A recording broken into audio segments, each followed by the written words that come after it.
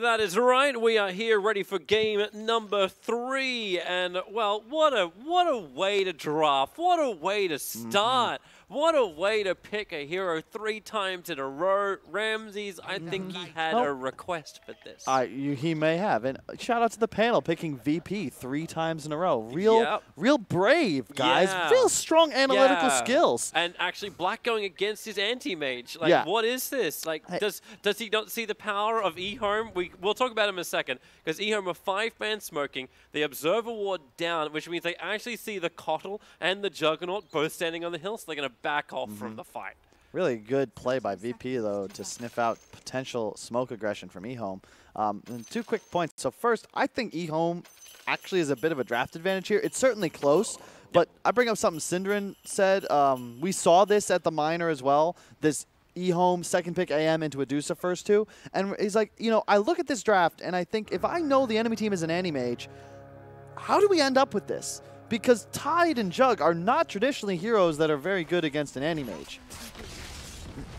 I just don't know how I feel about it. Ramsey's able to claim that top rune, still on the run out. He's got a lot of core stacks on him. That's 4. Now make that 5. And a couple more sprays through the work, so Solo has to start the body block up. No other choice, but it's that bonus damage you're getting from the burning arrows that's just coming in from the Clinks that does so much work. Solo will fall. The bounty runes ended up being split out 2-2 as well. Yep. And the cool thing about Bristle, so big changes in this last patch. Your strength gain went from 2.2 per level to 2.5, which is pretty significant when you consider this the way this hero works. And your back, your Bristle back now functions on towers, which is really important if you ever look to dive. It also gives you that potential bonus Quill Spray a lot easier because the towers do so much damage. And again, you have Clinks and Bristle against Jug. I look at this VP lineup and I feel like, once again, if they don't get out to some early lead, how are you going to utilize this massive team fight of Kotl Tide? I also want to flag, too, just the change up of the Clinks. A lot of the Clinks that we saw during the minor, Innocent should be okay. A lot of the Clinks we saw in the minor were all cores. This one is support. This one is actually being run in combination with the Tiny in the off lane, and it feels almost like a more efficient Zeus. Bringing him into the lanes with just these spamming of searing arrows, forcing Pasha out. And this is 3 mangoes and tangos, and Pasha can't stand in the lane anymore. That is really cool, because Clinks, you crush a Tide. You hit so hard on this hero, and I don't actually know if Pasha is going to be able to lane too well against this. I'm surprised, however. I can't believe it's core Tiny support Clinks. I have never seen this before. But they're crushing this Tide. Something new, something different. Just like you can look towards ASD, who leveled up Blink as opposed to leveling up Spell Block. This is what, I'm fairly certain EHOME have actually already done this during the minor. Maybe it's a misclick, but the Spell Block against the Deuce just makes that lane so much better for the AM. Yes, sure, but he gets it now, and look, no one's out of mana. I mean, he just played aggressive, and we don't need to Spell Block anything if the enemy can cast spells. True. Every game is different, Toby. It's all situational. God, Pasha just wants to stand this lane, but how can you be in range to Anchor Smash and stop Faith Beyond from getting never-ending CS?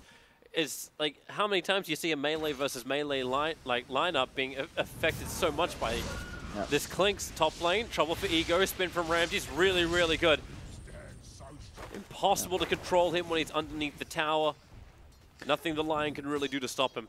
This is okay, though, if you're EHOME. You expect to lose this top lane. It's a 2v3, but it gets hard to dive Bristle once he hits higher levels, and at a certain point, you mess up once and he gets that nice double kill we've seen so often in these turnaround tower dives. That's it for your top lane, and EHOME just starts running away with it. And I really like this because it also ensures they'll be able to keep this tower alive for longer, because you can sit somebody fat like Bristle instead of the Prophet from the previous game. Rotations coming in from the Clinks. He's got the Arcane Rune, so looking to spam out as much as he can against no one. He's got little to no mana, has not leveled up the shield. He's holding the point. Now he will level up the shield. Top spin once more. Ego taking a lot of damage from just the 2 supports working together. Roger's going to be careful with the 6 Cool Spray stacks on him, but when the Illuminate spam comes in, Bristle thought he had a potential for a kill. Rubik, he's lost the stacks, and VP will back up safely. But Clinks is still waiting for this attack in mid. And that's why Blink forward, jump in with ASD, a body block up from Tieng. Will not, no, he's back into Invis and no one has to sit there wondering if he can have a sentry ward. Oh boy, that damage output And they'll fortify as well. Keeps the top creep wave alive, allowing VP's dive to be even stronger. Innocence is dead once again, and Bristleback has to hide in the tree lines. Works out though, because that means the Lion will be able to bring him some more regen. Or no, sorry, he won't. Oh, no, there it is. Okay, I was hoping. It's something that is cool. Whenever doing these 2-on-3 scenarios, it's actually quite fine to trade deaths for enemy health and mana, because you're able to ferry regen to your ally. And mid lane. Yep, they're going again. There's not enough mana, however, on the Clinks. He ran out, and now the Fade Bolt. Roger arrives to kill secure. Spell block from the Anti-Mage, but there's not enough mana for a telekinesis. Now there is with stick charges, but AM will just pick up the regen rune in bottom river. Nice. He's got the Orb of Venom as well, so he's going to look to continue just playing very aggressive onto no one, who once again is out of mana. Bottom lane tied, only level 3, Faith Beyond looking to snowball. 24-19, that's effectively almost 30 CS in 5 minutes because of the bonus gold you get on denies now. And it's the speed of the Blink Dagger too. Like I think it was Black who was mentioning on the panel saying like he just didn't know how Faith Beyond would be able to actually reach the Blink Dagger timing that he needed. This is one way to do it. They're battling for the 5-minute runes, and it looks like Roger's going to lose his life on the bottom one for it. He used telekinesis to throw Faith Beyond away. But yeah, the Clinks was there to rotate and support and give a high amount of damage.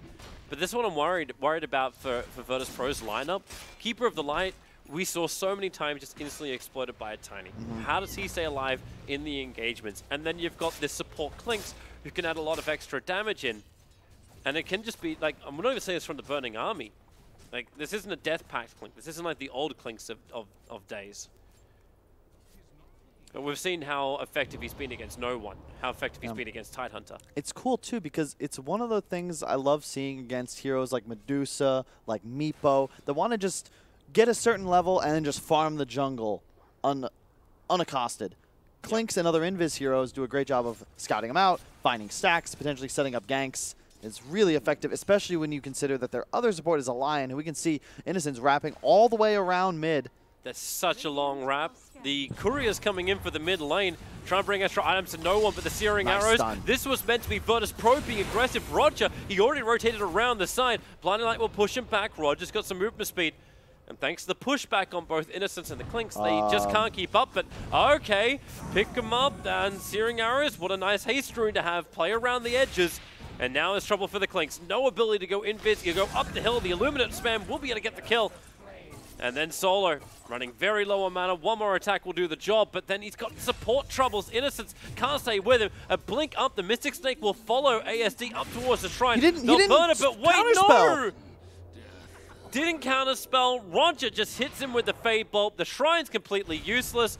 They Blinding Light quickly, but Clinks, okay, well, that is actually a bit of a problem. He needs to hit more with more Searing Arrows than that to get the kill on Roger. EHOME, I don't know if this is nervous on the major stage, but they need to get their young ones in line. He could have counterspelled the Snake. He could have counterspelled predicting the Rubik once he walked into Vision. Ends up feeding away that kill. And I mean, what could have just been a free kill on Roger, he manages to turn into, what was that? Was that 3 kills? They killed everybody, didn't they? I think that was 3. Yeah, Solo, yeah, yep, all 3 died. All 3 died. Well, meantime, though, Faith Beyond gets a solo kill on Pasha bottom, so they get a little something. And you got to hope for a repeat of Game 1 performance from Faith Beyond. They managed to get this kill on Pasha, but Faith Beyond is thrown back by Roger. Clinks needs to properly commit to this, but now Ramsey's arriving, going with the Omnislash, chances down. He actually spreads his Omnislash across all 3 heroes, but then the isolated Lion dies. That's probably the best scenario for EHOME, mainly because they don't want Faith Beyond to go down. He's so close to finishing that Blink Dagger, and that's going to be that aggression that VP need to be able to counter.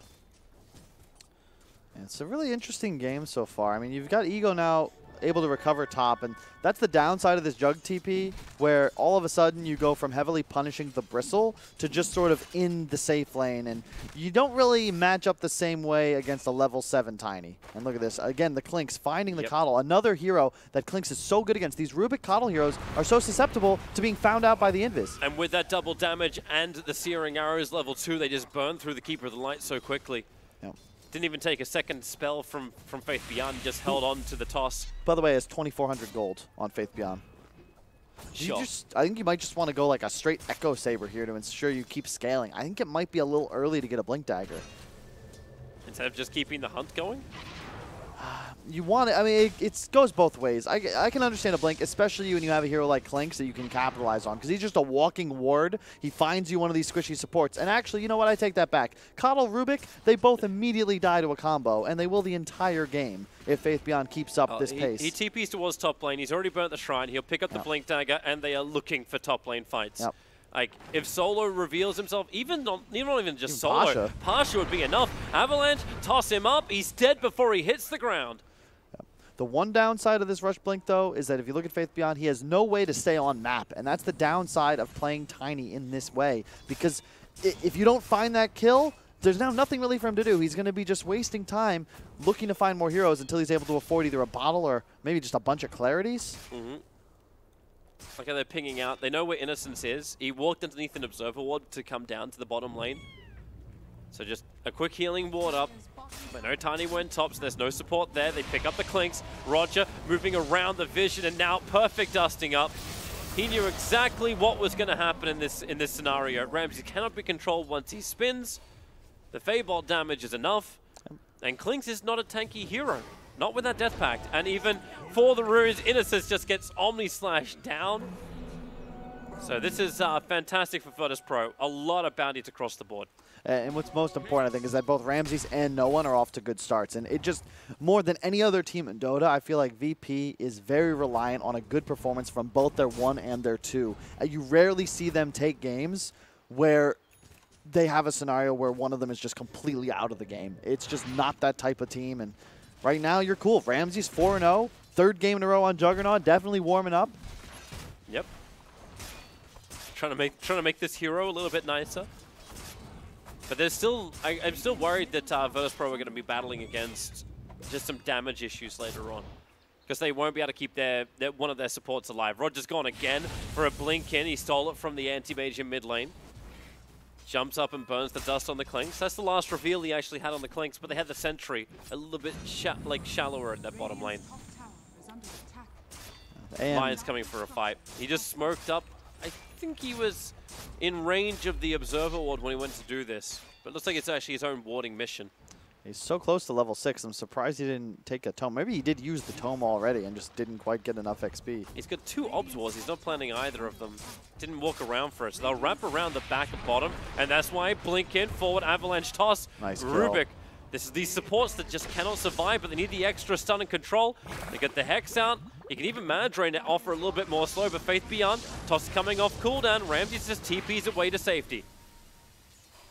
The other cool thing is this new Clinks, remember, he could be played more in this support 4 role because the ultimate is no longer about your auto attacks, but rather just, like, what is it, pseudo Rasta wards that... Yeah, but they don't attack towers, though. That's the downside. Like, they're looking for heroes. They don't look at creep waves. They're looking for heroes. That's another fun steal for Rubik. We've seen Rubik's being played as cores in mid, but so if they give Roger a little bit of space, he can do exactly the same builds as like the normal mids, which is this Yules into Ags. Oh, No One in trouble. Double invis. They have the skeleton army ready. Right on top of him, and yep, there it comes down. They're all going to focus onto No One. Tries to get away, and maybe the Ignis buys that space. No One turns around quickly, and that's the reason why. Patra is there, clips on 2 for the Ravage. Clinks wants to get away to safety. It will not happen. Roger's there to lend the Feybolt and find himself yet another kill. Until he dies to Faith Beyond. Jump forward.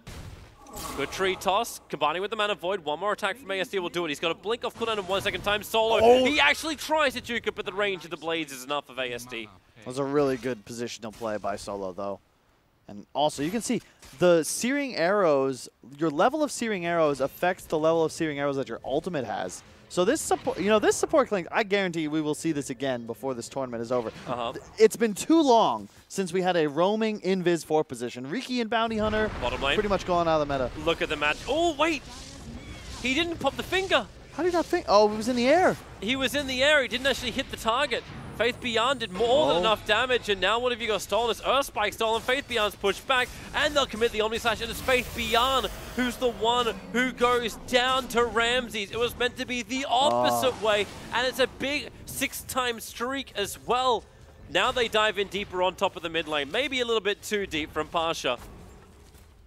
But with the support of No One, he has confidence to do this. even without Ravage being available. And if EHOME end up losing this series, I think that play is going to have to be the one we look at under a microscope, because you go from a kill on Ramses and taking his streak to giving away your Tinies and a tier 1 bottom. Innocence, oh boy! He just got hit by the set of Prowlers. They'll have enough control now to kill off Ramses, but Innocence will lose his own life for it. And it's going to be the Clinks who gets 807 gold for that kill. But the thing is, you lose nothing as Ramses. You look at his unreliable gold, it's ticking all the way back up from 0 because he purchased that Demon Edge just before he went down. Well, the mid tier 1 tower can potentially be denied. I don't think VP really want to let this happen. Clinks is waiting for the attack, but no one's got enough damage to get through it. And that was even without the double damage rune sitting in top river. And Faith Beyond, well, he's going to jump in. Goodbye support. This is just why Tiny is picked time and time again by the Chinese teams. They can delete the support before the fights begin. The Ignis, but then the Burning Army. Clinks gets it out, and Virtus.pro, they want to try and deal with this, but at the same time, the Clinks just on the edge of the rim of the Ignis. Faith Beyond, another great avalanche toss. Pasha stunned up for too long, could not get the gush out, and Ravage was on cooldown for too long as well. Whoa. Meanwhile, Anti-Mage using his mana voiding a creep to farm that stack a little faster. All right. Well, bounties are up for 15 minutes. VP, they go in to try and take Roshan. With that double damage of Medusa, they are enabled to do so. I like the way VP is playing this. They need to ensure they maintain aggression on the map. You've got to be afraid of the EHOME lineup scaling into the late game, especially when you consider your cores Reduce a Jug up against this Anti-Mage. It's questionable. I feel like EHOME's been a bit off. I think VP certainly has been the better team in this series. They were just heavily outdrafted in that first game. But EHOME definitely can win this, but it's just tough. When your best player, Faith Beyond, is all of a sudden on this just hunt. All he can do is hunt. Yep. He's not been farming since he picked up this Blink Dagger. That just scares me for this team. Hello. Oh, they see you. Yeah, wait, how did he take... He was out of range at the mid-tower.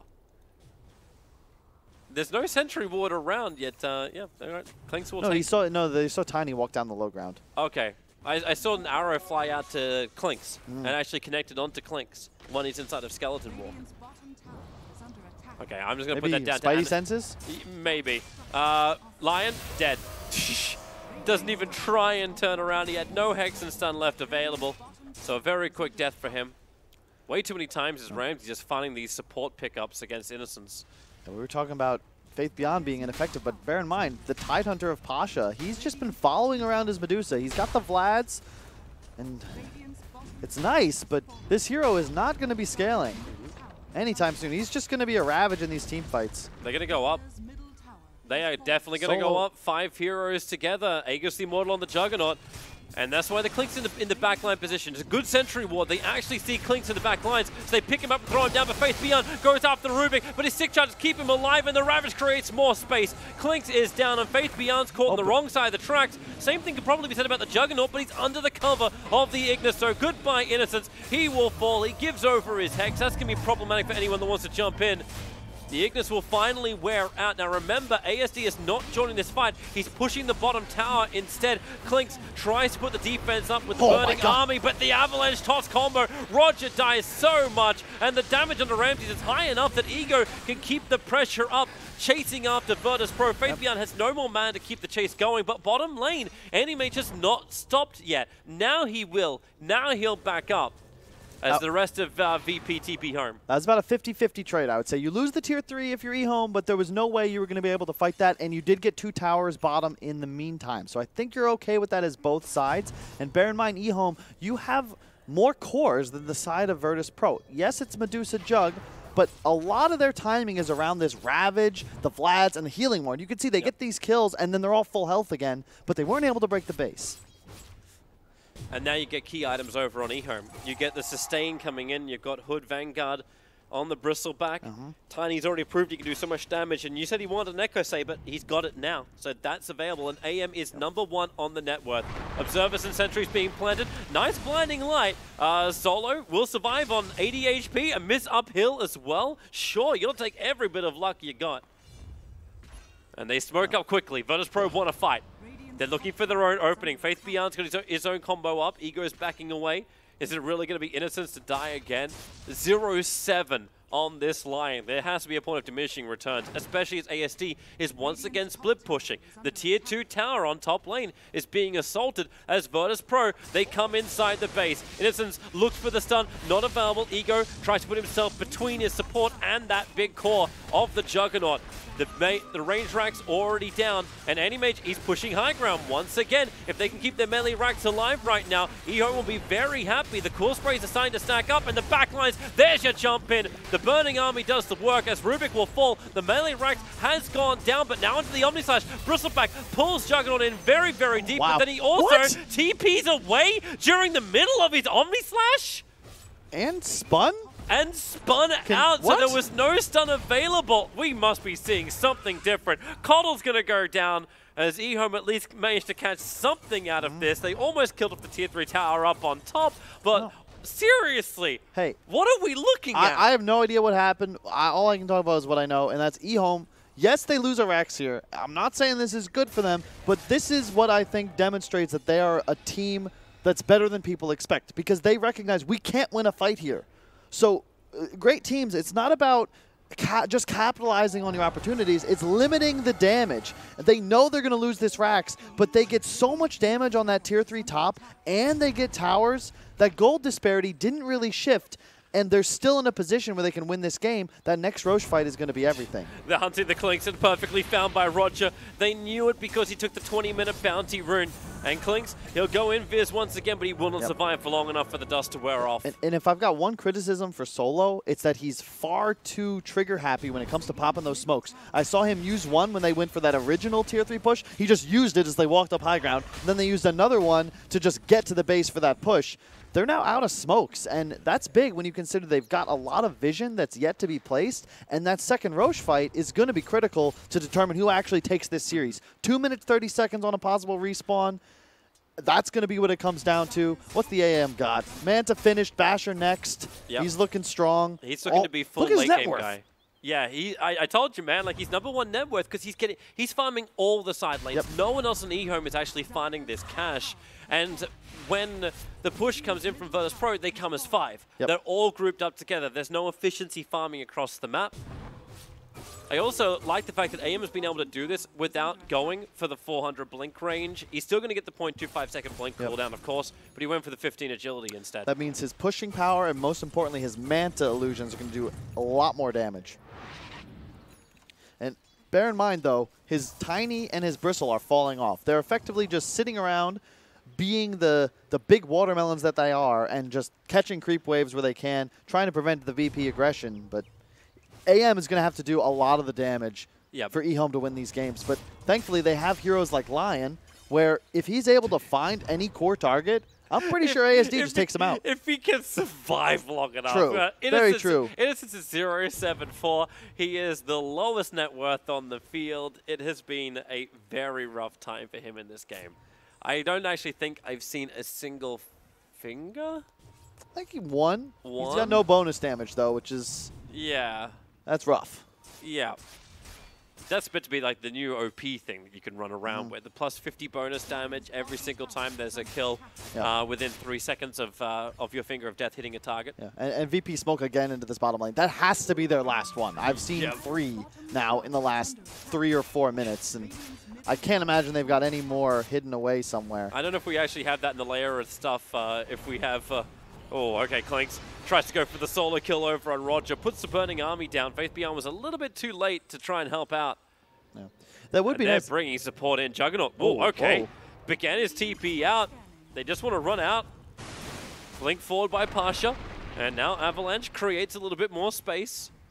I mean, it's all just, you're talking about space. ASD is loving this. He is just constantly shoving anywhere that he can. And look at the wards now that EHOME have placed. They've got one defensive. They know that chances are VP is going to look to make plays around this tier 2 bottom. They get that ward solo placed as well. Yep, that's the Observer Sentry. Yep. Like, if it wasn't for that, ASD probably would have just blinked himself away to go farm up a little bit shallower in his own area. But now they use Clinks. It almost feels like Clinks is also being used as like a bounty hunter. Yeah, like, that's what he is. Yep. That's pretty much what the hero is, but he's got more team fight. He's going to have a defusal finished soon. And obviously there's no track, but I mean, you can kind of track him, you just follow him around. Roshan's in 4 seconds.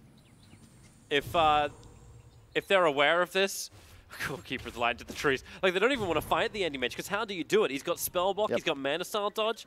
They don't have anywhere near enough lockdown for this, but with Roshan up, we now have a center point.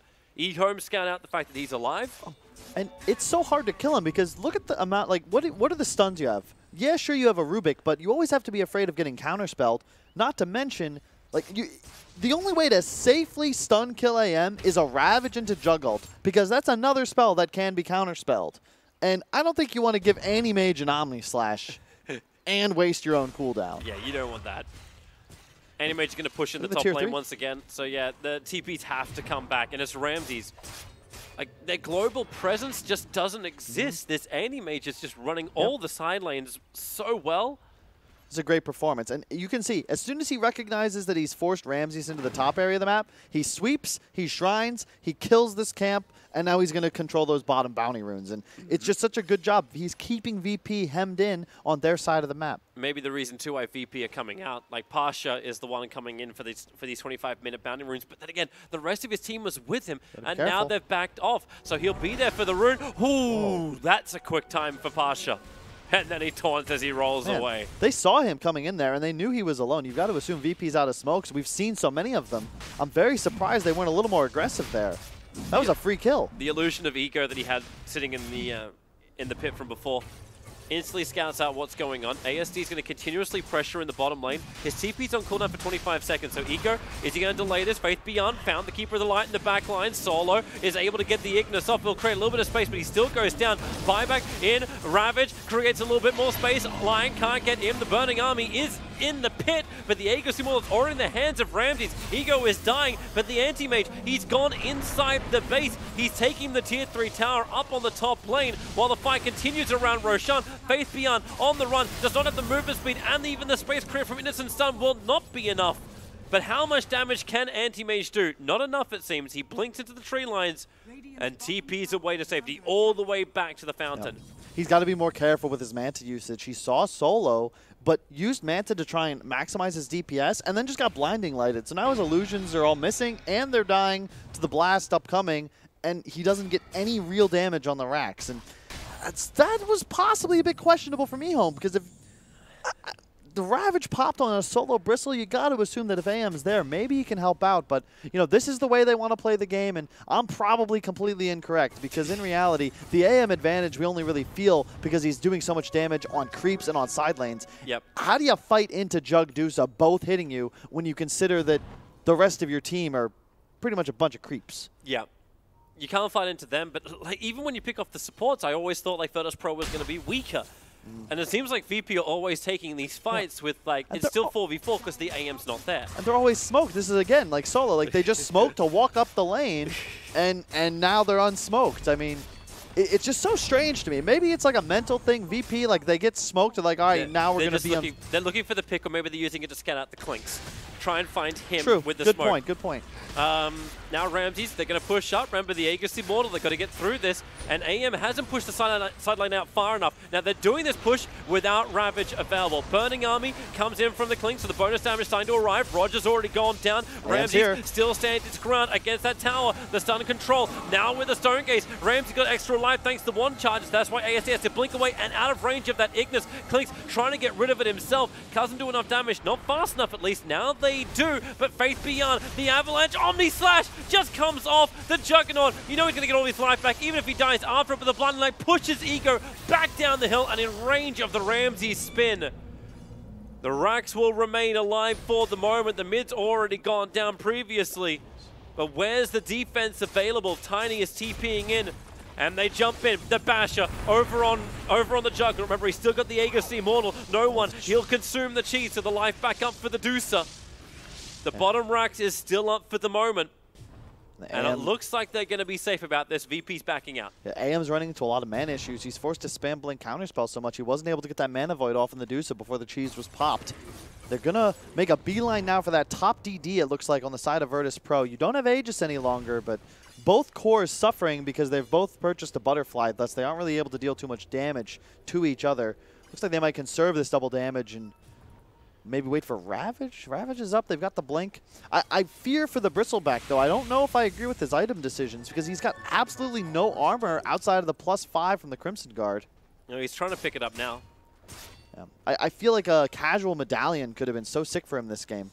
I like this call from Virtus.pro. The line's been drawn. Go straight down mid and then rotate towards the bottom lane. The double damage of the Juggernaut will allow him to mop up these racks so quickly, and this time they fight with Ravage. Yep. And look at this. They found the Bristle as well.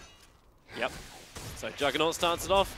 No fortification available. Oh, that's an Faith Orchid. comes in with the Avalanche and Toss. And Juggernaut, he's still got the Aegis the Immortal, and he already burns it. Solo's on the run, back out through the mid. The Burning Army doing some decent work keeping Pasha's Blink Dagger on cooldown, so he can't just jump in for a quick Ravage. But while Juggernaut spins away, he'll go up high ground. Pasha even blinks away from the attack of Bristle. And the Clinks. ASD TP'd a little early, a little reactionary. He sees the DD and immediately feels like he's got to be back in base. But that was the scenario. Look up top. You know, if he's in that base, he's threatening a Rax potentially, and this is exactly what VP wants. Sure, you're not getting any more of an advantage, but you want to ensure that you're not getting split pushed. And here comes the smoke from EHOME. Remember, Orchid is up on the Tiny, and there's no way for Jug to cleanse it. It's a good scan at least, but of course they know it anyway. They're attacking into the Dire Shrine. No way to pop that off as now it goes down. Avalanche Toss catches out on two. Now the Ravage pops as well under the cover of the Ignis. Everyone from EHOME cannot go anywhere in the Omni Slash. It was traded off. Anymage was able to spell block it out and now blinks away to safety. It's only a 1-for-1 trade off. The mana burn, however, so low. Bristleback's got nothing left in the tank. Clinks is on the run, almost actually I thought it's going to catch that Impale stall from Rubik. Yep. But they're looking to finish up the racks. Fortification is available, however, because they do not have the creep wave with them.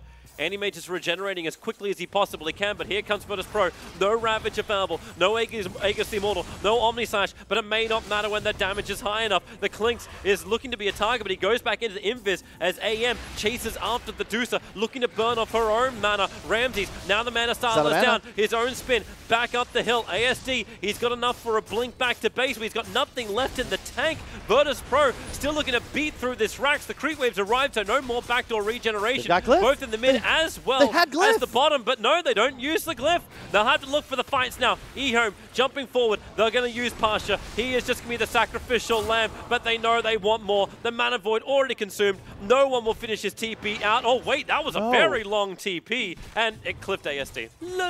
But they lose a Rax for that, Toby. They had Glyph available. I've got to assume VP did not have the staying power to hang out on that high ground were that shield to come on. And, man, just very strange plays from EHOME, really. I don't think that they needed to play this game in the manner that they have. They're now down the 2 racks, and the main concern is, if you look at their other cores, their Bristle and their Tiny, what's their impact now? Yep. How do you do anything to a Jug and Deucer that have now acquired this much farm?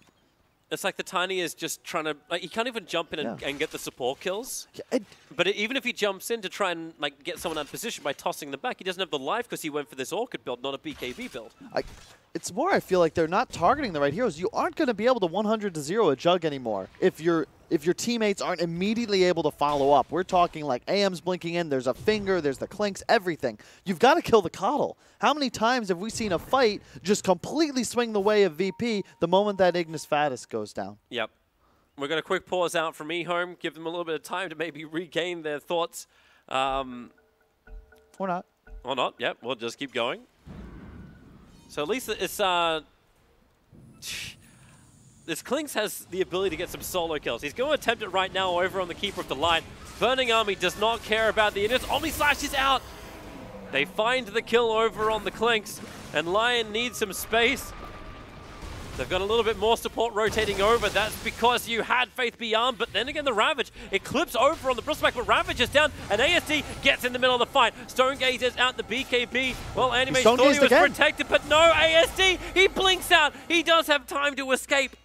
That's 2 fights in a row. AM's caught the Stone Gaze. That can't happen. Avalanche Toss once more, looking for the support kill, but the Yule Scepter protects the Rubik. So now it's Tiny, who's in way too deep. Faith Beyond on the retreat, but Juggernaut right on his tail. Starts the spin. He turns for another Avalanche. Can't toss away Anthony. Tiny's dead. Animage, he wasn't able to get back, at least potentially. No, he can't even kill the Courier. He just flew past. Yeah. Virtus.pro want to ensure this game by taking this last lane of racks. Solo is on the way. Mega creeps against EHOME. No burning army, no extra damage. Pasha's getting the mana drained out of him. That's a hell of a lot of damage being done. And, well, they have Mana Void available, but who do they want to go on? The Rubik's being burnt out. The spill damage, not enough. But you've still got Megas for Virtus.pro. If they can get out of this with only 1 or 2 deaths, they're still very happy. And the 1 death is already the Rubik. Yep, you take that. It's Megas, right? I mean, that's pretty much game right there. And unspoken hero in this game, Pasha. Gush is -7 armor in combination with his medallion that is also -7 armor. He has consistently selected the target for his Juggernaut and effectively applied a TA meld Deso hit of minus armor. And then, you know, what Ramses just attacks it until it dies and he moves on to the next one. Mega's completed, and VP, they start a little shaky, but look like they might close this this one out pretty easily. They look towards the next Roshan. He's a minute away from spawn time, and that will be the extra insurance they require because that's double Ravage. Remember, this is the 3rd Roshan. Refresher Shan's then available. The Cheese and the Jaegers, you already know who they go to with the Deucer and the Juggernaut, respectively. Yeah. So the only choice you have from EHOME now is to try and create enough space. The Abyssal Blade can come in from the Anti-Mage. You give him a little bit more control. In fact, it is now up. Watch those buybacks. It will take one hell of a fight. Anti-Mage is still short by 1,300. Buyback on cooldown for the Bristleback.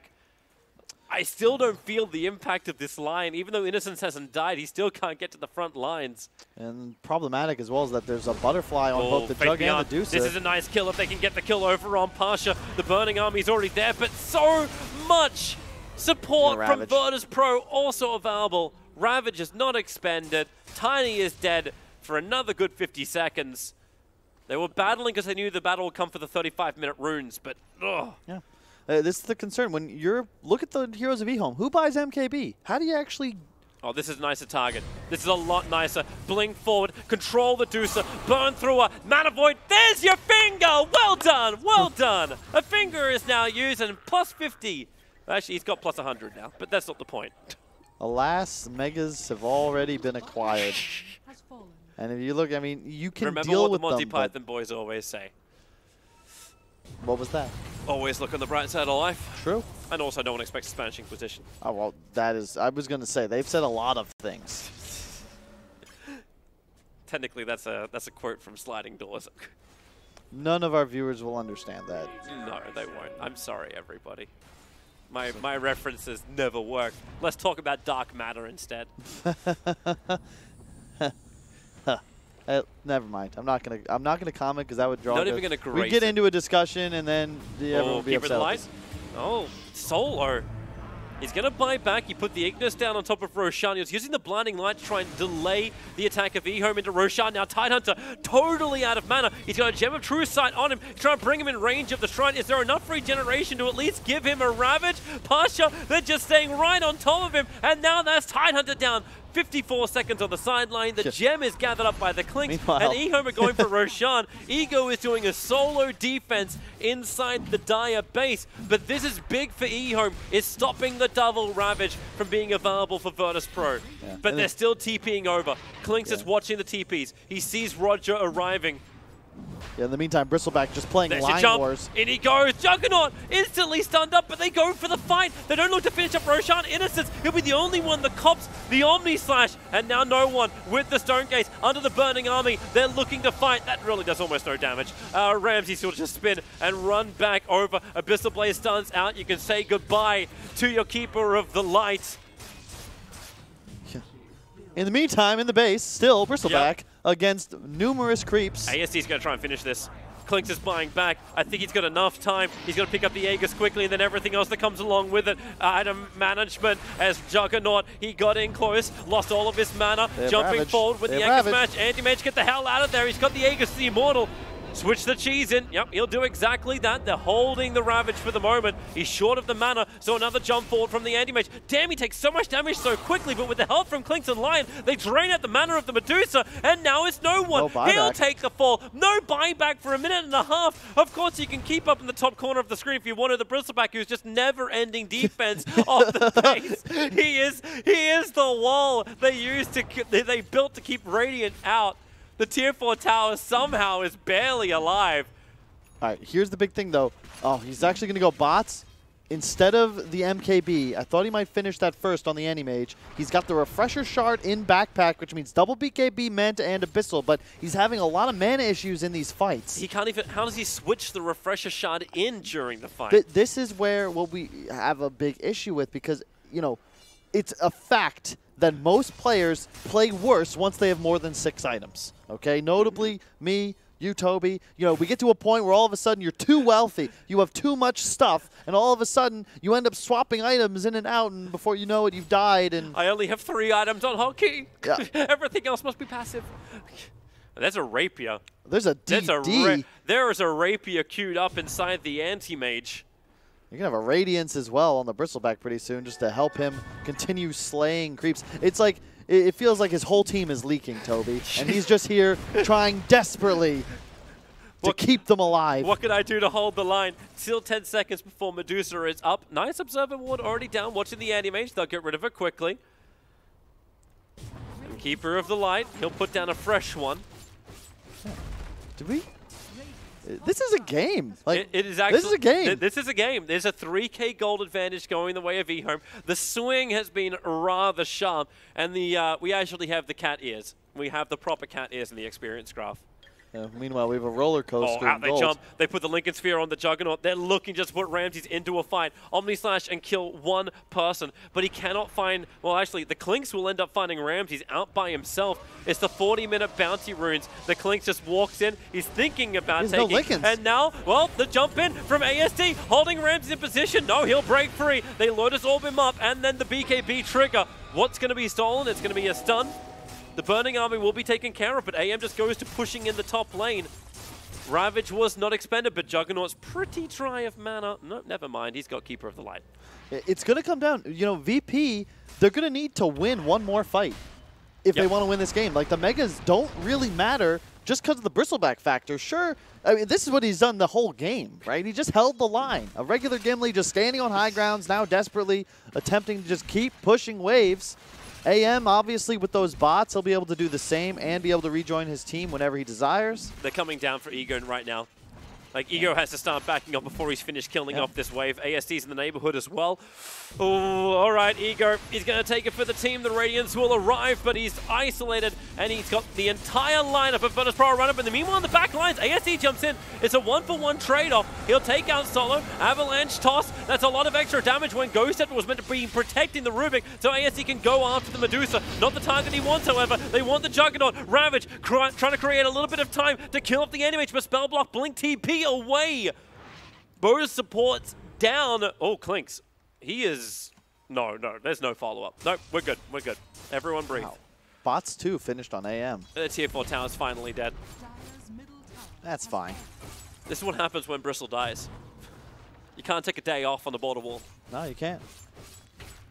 And it's a really tough game to read at this point because Roche isn't really an objective for another 6 minutes or so. But you can feel, I think, VP's lack of smokes. Last 10-15 minutes, they really haven't been able to get aggressive out on the map. They lost the gem, and all of a sudden there's all this dire vision placed around the map, and they have no way to elude it and actually find an opening to kill these EHOME heroes. And they even lost the gem twice, because the Medusa was able to regather it, and then she ended up getting picked off. Courier Snipe, that'll be a little harder to get reinforcements, but too fast. Sentry Ward is down, and Clinks run. They have the MKB finished on the Medusa as well. As soon as he gets up to level 25, Splitshot uses modifiers. That's going to be really effective. And all of a sudden, that AM, he will die in the Ravage. Yep. Is there something else, though, that comes in from the Dire side, also for their talents?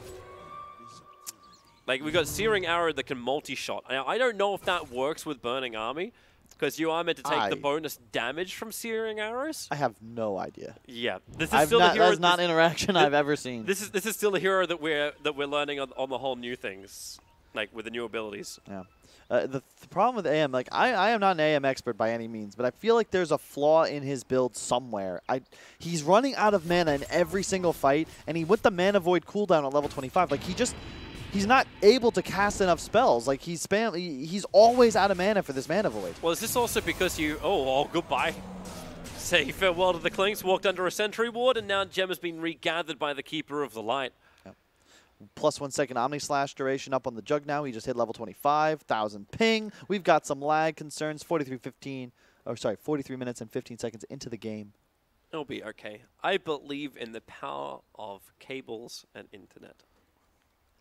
It's cool. It's been a cool game. You know, this is a game 3, I think, deserving of these two teams and what they've done so far. We had 2 stomps, 1 each. Oh, this is Kroll putting up this.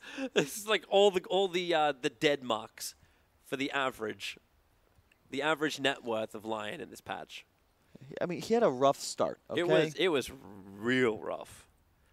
And he's never had what most Lions get, which is this like kill secure on Finger of Death. I mean, 2 stacks at 43 minutes is not what you're looking for as a Lion. No. And I just find it difficult to see EHOME winning engagements without a mistake from VP, because they have 3 different ways to reset fights. They've got the Coddle Faddest, they've got the Ravage, they've got the Deuce ult. And the Deuce ult specifically can just be used to deny the Anti-Mage's BKB, which is now on the way down to 7 seconds. Yep. How does AM actually deal enough damage? He's buying an MKB. What does he replace? Yeah, like he can't swap out the Manda style because he kind of needs that too. Yep. And he can't remove the Battle Fury because they're up against Megas. He needs to have his cleave. So the MKB is completed. Like, unless he wants to switch out his BTs. That's gotta be it. That's the only other thing. And just backpack it. Backpack the BTs. But then he's going to be really sad he didn't get that extra blink range. It's just a tough game. EHOME, it's just really difficult for either team to make things happen. I think VP is making the right move here. Their lanes are in a pretty good position, and now it's just time to walk up the high ground and dare EHOME to make something happen, because there's no buyback on Klings. This is a 4-on-5. Keep in mind that they do still have the cheese. So Tani is still walking around with the cheese from the last Roshan. So there's some level of like item advantage that does come from Roshan in the next fight. I suppose. I think VP could capitalize on their lead they have here, though. I understand being a little hesitant, but you already got that big pickoff. Yep. And if they were keeping a timer, they'd know his buyback is still on cooldown. They do grab the illusion rune, though. That'll ensure that multiple lanes are going to be pushed. This isn't bad. Like, VP, you're in a position. I think they're still winning this game 95 to 99% of the time. It's just don't make that big critical error that throws the game. They're coming in. Ego knows his job. Defend the mid lane up against the Megas. They've already burnt the Crimson Guard as well. Remember, that is going to be protecting the Dire Ancient. That Mystic Snake, man. Holy crap, it's just so much they mana. should jump in. And a follow-up stun. Great double stun. Actually connecting onto the Titan, but the Ignis pulls them in with a Ravage connection. Ramses just hits the perfect on back line. Omni Slash. And now they want the big kill. If they can bring down the tank, if they can bring down the Bristleback, they can break through, but there's not enough heroes left. It's Solo and Ramses on the retreat. Innocence actually has a Blink Dagger, moves forward, gains the stun, and they'll burn through the life of the Juggernaut. 4 heroes down, the Dire Ancient alive, and Virtus.pro, they pushed the issue, but did they push too hard? I fear there's some tearage. I don't...